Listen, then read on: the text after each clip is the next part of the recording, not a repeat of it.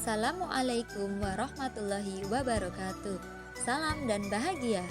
Pada video ini merupakan hasil diskusi kami pada ruang kolaborasi modul 2.1 tentang pembelajaran berdiferensiasi pada jenjang taman kanak-kanak. Adapun anggotanya yaitu Ibu Isna Kamsiah dari TK Al-Barokah Ngaglik dan juga Ibu Yuli Fitrianingsih dari TK Al-Fadilah Depok. Analisis pembelajaran berdiferensiasi pada situasi satu atau kasus di taman kanak-kanak yaitu sebagai berikut.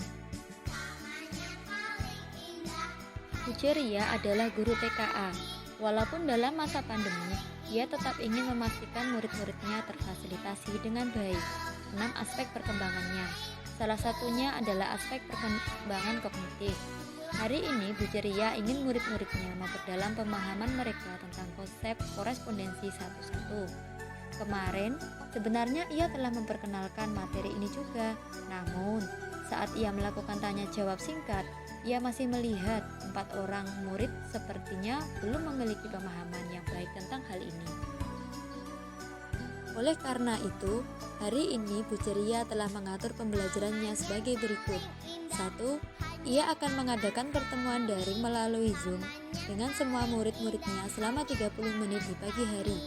Di dalam pertemuan ini, ia akan secara sekilas mereview kembali konsep korespondensi satu-satu ini melalui contoh. Mengapa sekilas? Karena Bu Ceria sebenarnya telah melihat sebagian besar murid-muridnya telah memahami konsep tersebut.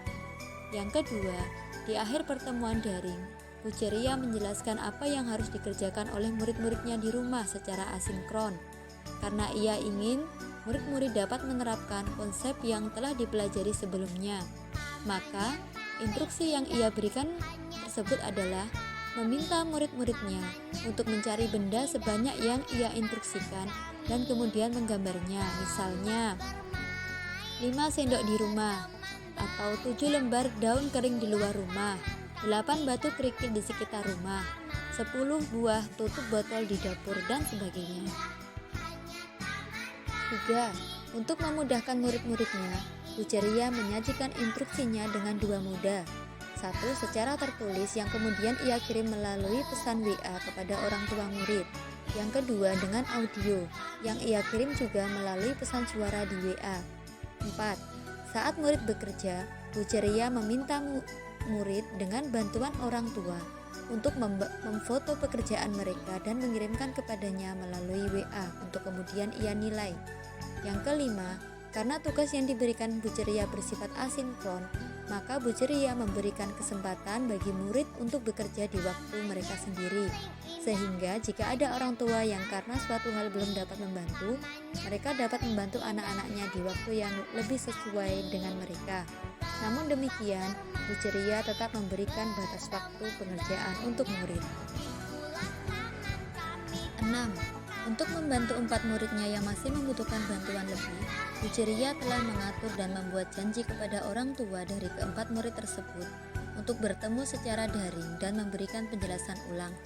Bu Ceria menghabiskan beberapa menit untuk memeriksa pemahaman konseptual tentang korespondensi satu-satu dengan 4 anak tersebut. Saat Bu Ceria merasa murid-murid tersebut telah mulai memahami konsepnya, ia kemudian memberikan kesempatan untuk murid mencoba mengerjakan tugas yang diberikan. Bu Ceria juga merekam penjelasannya dalam sebuah video singkat yang ia kirimkan kepada orang tua keempat murid tersebut agar dapat dilihat kembali oleh murid-muridnya jika mereka masih bingung. Pertanyaan pemantik untuk kasus tersebut yaitu, apakah kebutuhan belajar murid yang berusaha dipenuhi oleh guru tersebut? 1. Kesiapan belajar. Guru melakukan tanya jawab singkat. Guru masih melihat 4 murid sepertinya belum memiliki pemahaman yang baik tentang konsep korespondensi satu-satu. Yang kedua, minat belajar. Guru meminta murid-muridnya untuk mencari benda di rumah sebanyak yang diinstruksikan dan kemudian menggambarnya. Yang ketiga, profil belajar. Guru menyajikan instruksi dengan 2 moda yaitu secara tertulis yang kemudian dikirim melalui pesan WA kepada orang tua murid dan dengan audio yang dikirim melalui pesan suara di WA. Pertanyaan kedua, bagaimana cara guru tersebut menentukan kebutuhan belajar murid? Yang pertama dengan melakukan asesmen awal, yaitu dilakukan guru dengan melakukan tanya jawab singkat kepada murid-murid tentang korespondensi satu-satu. Kemudian melakukan pemetaan dengan mengidentifikasi murid yang belum memiliki pemahaman baik tentang korespondensi satu-satu.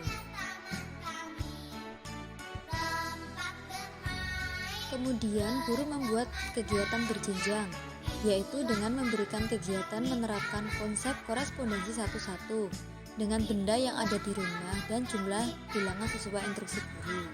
Memberikan tugas kepada 4 murid untuk mengukur pemahaman mereka tentang korespondensi satu-satu.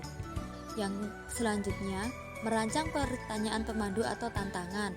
Melalui Zoom, guru mereview pembelajaran korespondensi satu-satu. Kemudian, membuat agenda murid secara individu. Guru mengatur dan membuat janji dengan orang tua dari keempat murid tersebut untuk bertemu secara daring dan memberikan penjelasan ulang. Selanjutnya, memfasilitasi lama waktu murid dapat diambil untuk menyelesaikan tugas.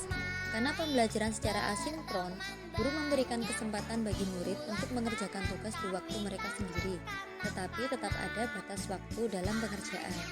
Selanjutnya, merencanakan kegiatan yang bervariasi atau gaya belajar.